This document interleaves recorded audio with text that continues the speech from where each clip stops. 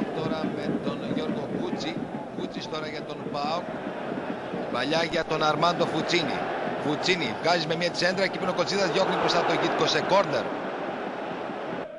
Ο ΠΑΟΚ τώρα με τον Χάκαν για τον Θεδωρίδη και αυτός για τον Κούτσι. Κούτσις τώρα για τον ΠΑΟΚ. Πέρασε παλιά για τον Γιασεμάκη.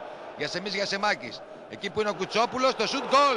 Το 1-0 για τον ΠΑΟΚ από τον Γιασεμάκη. Αδράνησαν οι παίκτες του Άρη με τον Γίτκο και τον Δικόζη.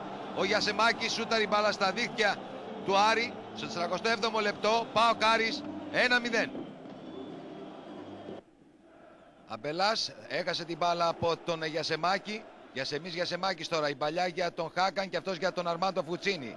Φουτσίνι για τον Χάκαν, με μία αυτός για τον Σαλπικίδη. Σουτ γκολ! Το 2-0 για τον ΠΑΟΚ από τον Δημήτρη Σαλπικίδη στην κίνηση. Δεν μπόρεσε να αντιδράσει ο Κολτσίδας.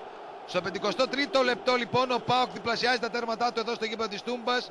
Με το σουτ αυτό του Δημήτρη Σαλπικίδη δεν άφησε περιθώριο αντίδραση στον Κίτκο. ΠΑΟΚ Άρης 2-0.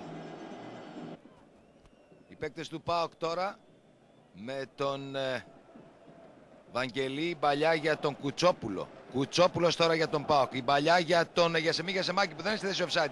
Γιασεμάκης κάνει και το σουτ. Διώχνει εντυπωσιακά ο Κίτκος. Η ευκαιρία για τον ΠΑΟΚ και το φάουλ για την ομάδα του Άρη. Άγγελος Δικόζης στο κόρνερ. Μακρύνει ο Βόκολος εκεί που είναι ο Μαλούς. Το σουτ πάνω από την αιστεία του Χούρογλου. Καραλιόπουλος στο φάουλ για τον Άρη. Να η ευκαιρία. Δεν μπόρεσε ο Αμπελάς. Έδιωξαν οι παίκτες του ΠΑΟΚ με τον Ουντέζε μακριά. Θέλουν να απομακρύνουν οι παίκτες του Άρη. Έγινε το λάθος από τον Κατσαρό και τον Κολτσίδα. Γιασεμάκης τώρα για τον ΠΑΟΚ. Κρατά την μπάλα ο Γιασεμάκης.